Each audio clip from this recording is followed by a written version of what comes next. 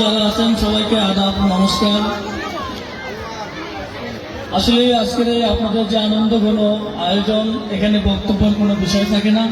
আপনাদেরকে শুধু বাংলাদেশ জাতীয়তাবাদী ছাত্র দল বগুড়া জেলা শাখার পক্ষ থেকে বৈশাখী শুভেচ্ছা জানাচ্ছি।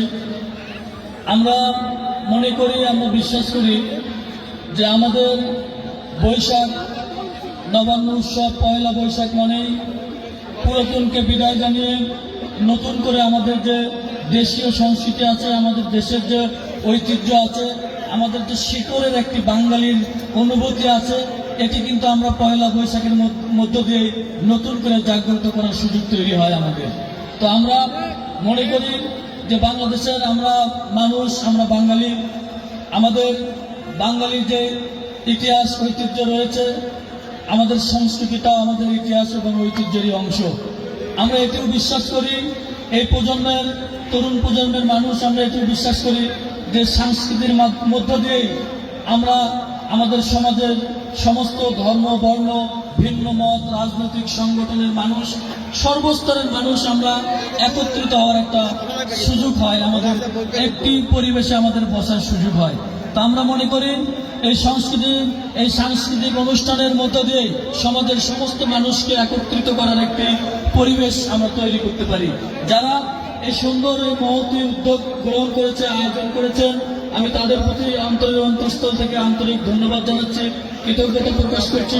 পাশাপাশি আজকে আপনাদের মাঝে উপস্থিত হতে পেরেও নিজেকে গর্বিত মনে করছি।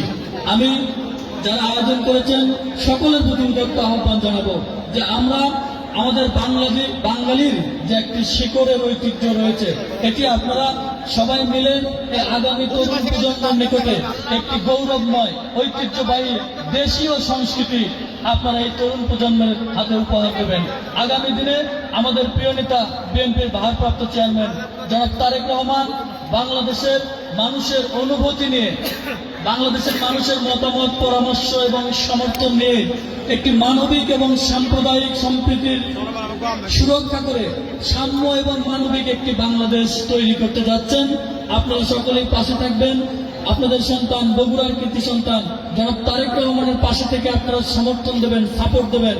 তিনি যেন সমগ্র বাংলাদেশের মানুষকে একটি মানবিক এবং সাম্যের ভিত্তিতে একটি নতুন বাংলাদেশ উপহার দিতে পারেন। সেখানে আমরা আমাদের ইতিহাস, ঐতিহ্য এবং সংস্কৃতি, আমাদের ধর্ম, আমাদের যে সাংস্কৃতিক অনুষ্ঠান রয়েছে, আমরা যেন নির্বিঘ্নে এটি পালন করতে পারি।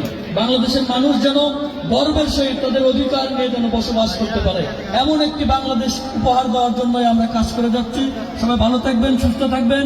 আজকের এই আয়োজনে উপস্থিত সকলকেই বৈশাখের শুভেচ্ছা জানিয়ে কথা বলা শেষ করছি।